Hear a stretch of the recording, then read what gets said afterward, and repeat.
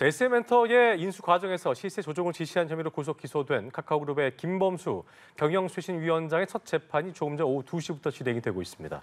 이번 재판은 김 위원장의 운명뿐만 아니라 카카오의 운명까지 좌우할 전망인데요. 핵심 쟁점은 무엇일지 자세히 짚어보겠습니다. 네, 연예인들의 사생활에 대해서 허위 사실을 유포한 혐의로 재판에 넘겨진 유튜버 탈덕 수용소에 대해서 재판부가 잠시 후 1심 선고를 내릴 예정인데요. 유튜버인 박모 씨는 현재 공익 목적이었다고 주장하고 있습니다. 자세한 소식은 김성수 변호사와 함께 짚어보겠습니다. 어서 오십시오. 어서 오십시오. 안녕하세요. 네. 자, 구속 상태인 김범수 카카오 창업자가 조금 전 2시부터 첫 재판을 받고 있습니다. 양측의 치열한 법정 공방이 이제 예상되는 가운데 오늘 첫 공판인데요. 먼저 시청자의 좀 이해를 위해서 핵심 쟁점부터 좀 정리해 볼까요? 예, 일단 혐의부터 설명을 좀 드리겠습니다. 이게 작년 2월경에 이제 SM 엔터테인먼트 인수와 관련해서 하이브 측과 그리고 카카오 엔터 측이 이 인수전을 벌이게 됩니다. 예. 그리고 그 과정에서 하이브 측에서 이 SM 엔터테인먼트 주식을 공개 매수하겠다 이렇게 이야기를 하면서 주당 12만 원에 매수를 하겠다라고 이제 알리게 돼요. 그때 당시에는 이 주당 12만 원이 당시 SM 엔터테인먼트 시세보다 훨씬 높은 금액이었거든요. 그렇다 보니까 하이브 측에서는 이 정도면은 많은 이제 주식을 매수할 수 있을 것이다 이렇게 봤던 것으로 보이는데 이 부분 갑자기 이렇게 발표를 하고 나서 공개 매수 기간 동안에 12만 원을 시세가 계속 넘어가는 겁니다. 그렇게 되면 이 SM 엔터테인먼트의 주식을 갖고 있는 사람 입장에서는 하이브는 12만 원을 준다고 하는데 시세가 12만 원보다 더 많이 나온다고 하면 그 다른 제3자한테 파는 게 더 낫거든요. 그렇죠. 그렇다 보니까는 이 부분에 관해서 하이브가 결국에는 예상했던 것보다 이 주식을 SM 엔터테인먼트의 주식을 많이 확보를 하지 못하면서 결국에는 하이브가 이 SM 인수전에서 패배를 했다라고 결국에는 이렇게 좀 판단이 되는 그런 지점이 생기거든요. 그렇군요. 그리고 나서 실질적으로는 카카오 엔터테인먼트가 SM 엔터테인먼트를 인수하게 되는데 이 과정에서 지금 현재 검찰이 보고 있는 부분은 시세 조작이 있었다는 겁니다. 예, 이 자본시장법이라는 우리 법에서는 이러한 상장증권을 시세를 조종하는 행위 자체에 대해서 처벌을 하고 있어요. 네. 왜냐하면 시세 조종 자체가 굉장히 많은 사람들에게 피해를 줄 수가 있기 때문에 그러니까요. 처벌하는 규정이 있는데 이번에 이 SM 엔터테인먼트의 이 주식이 12만 원을 넘어간 이 부분과 관련해서 이 카카오 측에서 일단은 2월 16일, 17일 그리고 2월 27일, 28일에 이 사모펀드 운용사인 원아시아 파트너스 이쪽과 공모를 해서 상당 부분 이렇게 거래가 이루어지게 하면 이 주식이라는 게 거래가 이루어지고 고가에 매수한 사람이 있으면 비싸지는 거거든요.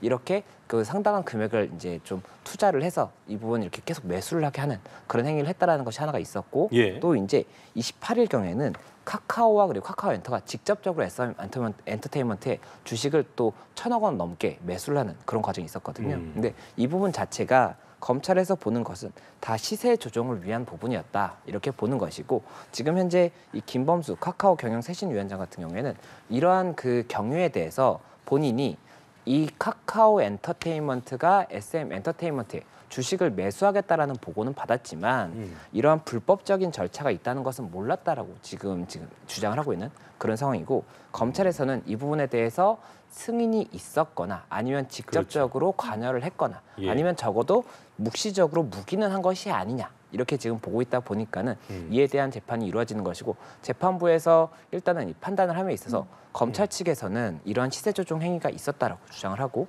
지금 이제 변호인 측에서는 그러한 사실이 없었다. 그러니까 이러한 뭐 매수 행위가 있었다고 하더라도 지시를 하지 않았다. 그렇죠. 지시도 없었고 또 이 부분이 자본시장법상의 시세 조종 행위가 아니라 정당한 매수 행위였다. 이런 취지의 주장도 할 수가 있을 것이기 때문에 이 법리 판단 그리고 또 사실관계 자체에 대해서도 특정이 돼야 되기 때문에 그런 부분이 쟁점이 될 것이다. 이렇게 말씀드릴 수 있습니다. 네, 말씀하신 것처럼 검찰에서는 시세 조종이라고 주장을 하고 있고 또 김 위원장 측에서는 정상적인 주식 매입이었고 하이브를 방해할 목적이 없었다라는 의견이 지금 팽팽하게 맞서고 있는 거잖아요. 그렇다면 결국에는 치열한 증거 싸움이 되지 않겠습니까?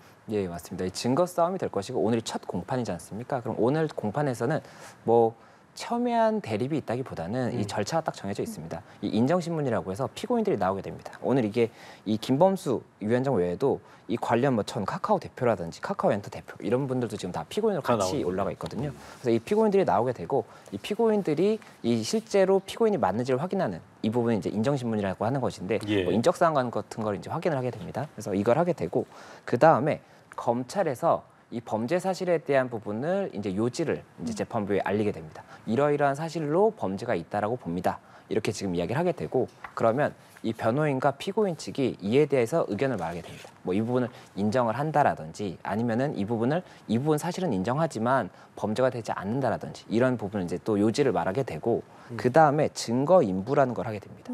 이 증거 인부라는 것이 이 검찰에서 이 혐의를 증명하기 위해서 증거를 이렇게 모아놨을 거지 않습니까? 예. 뭐 참고인의 진술이라든지 수사 보고서라든지 뭐 관련 뭐 금융 내역이라든지 이런 것들을 제출을 하게 되면 이 부분 일단 피고인 측에서 증거를 어디까지 동의할지를 결정을 하게 되고 이 동의를 하지 않은 부분은 재판부에 일단은 볼 수가 없는 그런 절차가 있거든요. 예. 그렇다 보니까 이 부분 만약에 참고인 조사 같은 경우에는 부동의를 하게 되면 증인 신분 절차를 또 정해야 돼요. 그래서 그런 부분을 오늘 이제 정하게 되는 것인데 지금 일단 이야기가 나오는 게 또 특별한 부분이 지금 이 사건 자체가 이 김범수 위원장 외에도 배재현 전 카카오 투자총괄 대표는 지금 별도 사건으로 기소가 돼서 먼저 진행이 되고 있거든요. 그리고 이 김범수 카카오 위원장 이 사건에서는 병합해달라. 그러니까 같이 겹치는 게 좀 재판을 많기 때문에 병합해달라고 하는 재판을 거죠? 같이 진행해달라고 하는 건데 이번 병합 신청을 했기 때문에 음. 오늘 재판부에서는 병합을 받아줄지에 대해서도 판단을 해야 되는 것이 있고 그렇군요. 또 지금 검찰에서 오늘 900개 정도의 증거를 추가로 제출하겠다는 이야기가 나오고 있는데 맞아요. 이 부분 제출이 된다라고 하면 이 부분은 지금 피고인이 처음 보는 거지 않습니까? 그럼 증거 인부를 할 수가 없어요.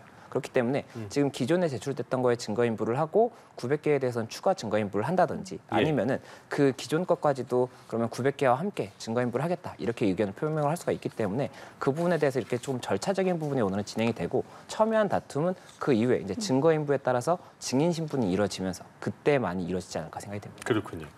자, 특히 김 위원장이 지난 7월에 구속이 됐고 그 상태로 재판을 받아오고 있는데 앞서 구속이 됐던 사유를 좀 보면 인멸과 뭐 이례적이라는 부분이었죠. 도주의 우려였는데요.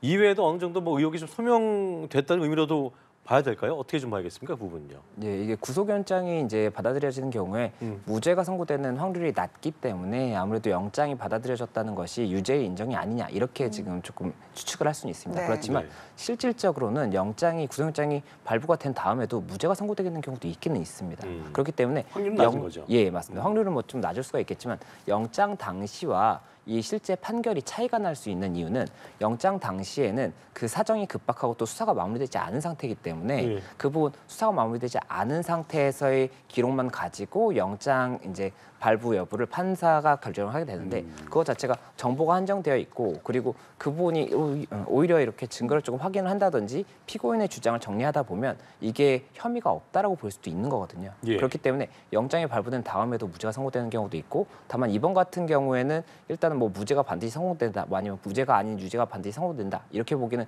조금 어려울 수가 있는 것이 일단 영장이 발부가 됐고 당시에 이제 증거인멸 우려라든지 이런 것들이 있고 혐의가 상당히 소명됐다라고 봤던 것인데 이 부분에 대해서 지금 현재 증거가 추가로 제출이 되고 이 사실관계가 있다고 하더라도 법리적인 판단은 다를 수가 있습니다. 그리고 또 말씀드릴 수가 있는 것이 영장 신청이 됐을 때는 피고인 측에서 검찰이 제시하는 이 주장이라든지 증거가 무엇인지를 알 수가 없는 부분이 있어요. 근데 그렇군요. 지금은 기록을 받아봤기 때문에 그 주장에 대해서 반박을 할 수가 있거든요. 그러면 그 반박을 통해서 혹시나 재판부가 뭐 달리 판단한 부분이 있다라고 한다면 그에 대해서도 어느 정도의 의견을 개진을 할 수가 있기 때문에 그런 부분까지도 반영해서 재판이 이루어질 것이고 다만 이게 굉장히 관련 뭐 증거들이 많기 때문에 사실은 1심 판결 선고까지도 상당히 오랜 시간이 걸릴 수밖에 없다. 그렇군요. 이렇게 볼 수밖에 없을 것 알겠습니다. 같습니다. 이제 첫 공판 뭐 이었으니까요. 앞으로 있을 재판 과정 잘 지켜보겠습니다.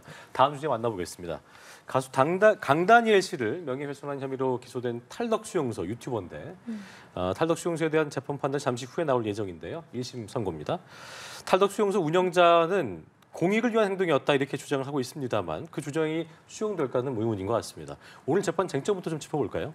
예, 이 탈덕 수용소라는 것이 이제 유튜브 채널이었습니다. 예. 유튜브 채널이고 이게 2021년 10월부터 2023년 6월경까지 이제 채널이 운영이 됐습니다. 네. 그리고 이 기간 동안에 이 연예인이라든지 뭐 인플루언서 이런 유명인들의 이런 영상이 게시가 됐는데 이 영상의 내용이 이 상대방들을 비방하는 허위 영상이었다는 거죠. 그렇다 보니까 이에 대해서 뭐 여러 가지 법적 조치가 이제 논의가 됐었는데 예. 이게 유튜브라는 채널이 미국 구글에서 운영을 하는 것이고 예. 이게 미국 구글에서 이 운영자의 인적 사항을 이제 제공하지 않는다고 하면 이 부분 특정을 할 수가 없기 때문에 형사 처벌이든 민사 소송이든 이런 게 어렵습니다. 그런데 장원영 씨 측에서 이 스타쉽 엔터테인먼트 측에서 이 장원영 씨 관련 이런 허위 영상을 올린 것을 이제 그 관련해서 민사소송을 제기를 했었고 이 인적사항 특정을 위해서 미국 캘리포니아 법원에 디스커버리 제도를 통해서 인적사항을 확보를 했거든요. 네. 그리고 이 인적사항 확보한 것을 통해서 민사소송과 형사고소를 진행을 했습니다.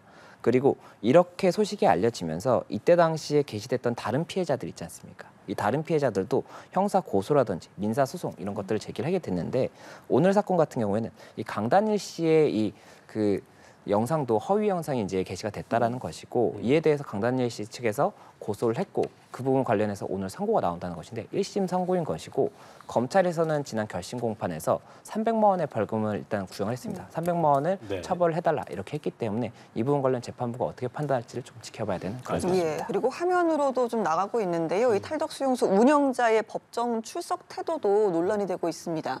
출석할 때마다 뭐 가발을 쓰고 뭐 우산도 동원을 하고 마스크도 동원을 해서 검사조차 본인이 맞느냐라고 했을 정도잖아요. 이렇게 좀 이 같은 본인의 얼굴을 치열하게 가리는 행위는 문제가 되지 않습니까? 예, 만약에 인정신문상에 실제 피고인이 아닌데 출석을 했다라고 하면 문제가 될 수가 있습니다. 예. 그런데 그게 아니라고 한다면 이렇게 어떠한 복장을 하고 온 것 자체가 문제가 삼을 수 있는 그런 부분은 아니고 다만 재판의 전체적인 경위를 봤을 때 지금 뭐 탈덕 수용소의 이 탈덕이 무슨 뜻이냐라고 재판부에서 물어봤는데 이에 대해서도 조금 성의가 있지 않은 태도를 보이는 것 같은 그런 이야기 있었다고 하거든요. 네. 그럼 그런 부분들에 대해서는 뭐 반성의 태도라든지 이런 부분에서 조금은 좀 안 좋게 볼 수 있는 부분이 있기 때문에 예. 그런 부분과 관련해서는 선고에 어느 정도 영향을 끼칠 수 있는 부분이 있지 않나 생각이 됩니다. 자, 아까 말씀하신 것처럼 결심 공판에서 검찰은 300만 원을 구형한 상태인데 오늘 어떤 선고가 나올지 모르겠습니다만 일단 아까 말씀하셨던 것처럼 김 변호사 말씀처럼 뭐 장원영 씨도 그렇고 여러 지금 강다니엘 씨뿐만 아니라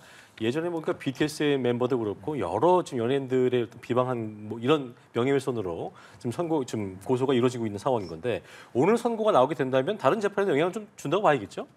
일단은 지금 법리적인 주장을 일부 한 것으로 보이는데 지금 이 죄명 자체가 정보통신망법 위반이고 허위 사실을 적시해서 명예훼손을 했다는 건데 이 부분 관련 법리 주장을 어떤 부분을 지금 펼치고 있다라고 알려져 있는 것이냐면 예. 허위 사실이 아니라 본인은 진실로 알았다. 그리고 진실을 이제 적시를 해서 명예훼손한 경우에는 공익성이 있는 경우에는 위법성이 조각되거든요. 그럼 처벌이 안 되는 부분이 있습니다. 그래서 지금 현재 본인은 이 뭐 관련 기사라든지 이런 걸 통해서 본인이 게시한 내용이 진실인 것으로 알았고 그리고 이 부분이 사실을 적시한 것이 아니라 의견을 개진한 것이어서 명예훼손에 해당하지 않고 만약에 명예훼손에 해당한다고 하더라도 공익적인 목적을 통해서 사람들에게 이것을 알리는 것이 공익적인 것이라고 생각해서 했던 것이기 때문에 그렇다면은 이 부분 이제 명예훼손에 해당하지 않는다라고 주장을 하고 있어서 오늘 이제 유죄가 선고가 되고 이게 이제 1심이기 때문에 확정된 건 아니지 않습니까? 만약에 뭐 항소심이나 상고심에서도 확정이 된다라고 한다면 예. 이와 유사한 사안에서도 당연히 유죄가 선고될 수 있다라는 것을 보여줄 수 있는 사례가 될 수 있기 때문에 그렇군요. 그렇다고 하면 관계 사건에서 도움이 되겠지만